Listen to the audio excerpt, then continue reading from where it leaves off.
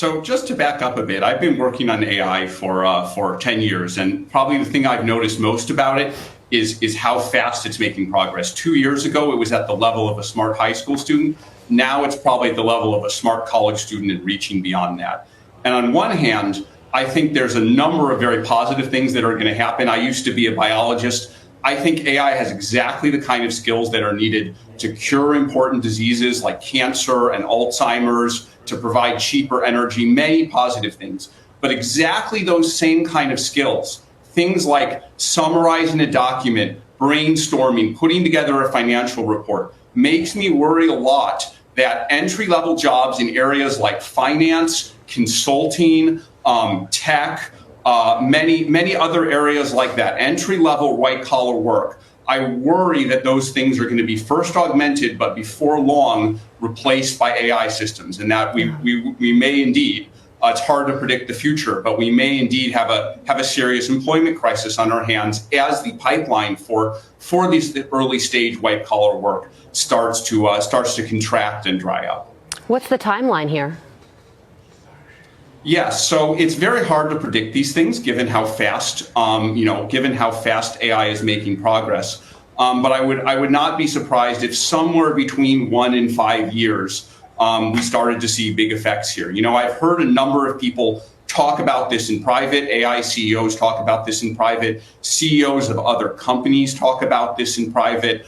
And I really felt that the message that this is happening hasn't been getting out to ordinary people, hasn't been getting out to our legislators, our Congress people either. And so I felt I needed to speak up on the record. I do think that this is something we can prevent this, but we need to act now. I don't think we can stop the AI bus. There are 6 or 7 companies just in the U.S. working in this area. I just run one of them. Even if our company stopped doing what it was doing today, all the other companies would continue. Even if all 6 companies started, then China would beat us. I think that's a big and important threat. So we can't stop the bus, but I do think we may have an opportunity to steer it. And I think we need to get Congress people, legislators, the public to think about this now. One of the first steps we're taking is just measuring the effects. Anthropic has put out something that we call our economic index. And using the economic index, we try and track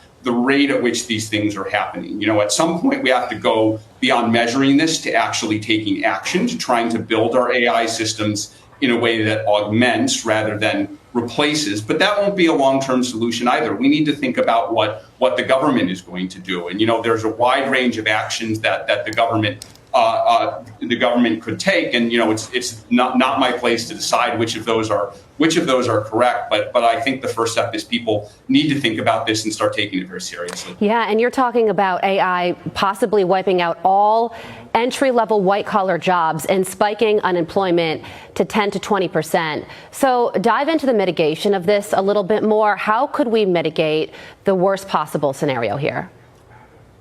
Yeah, so it's hard to know the exact numbers. I mean, I don't have a crystal ball. I can't predict the future. But what I will say is I think what AI can do, there have been these technological changes in the past, but I think what's different about AI is it's broader, it's deeper, and it's moving faster than previous such technologies. And so in terms of mitigations, I think one is just educating people in order to use AI. There will always be people who are using AI, and helping our workers to adapt faster, I think is an important move. A second move is that we may want government to kind of find a way to level the economic playing field. And this may be a controversial proposal, but something like taxing AI companies like us, we may need to get. And that's a very interesting message coming from you, who runs an AI company.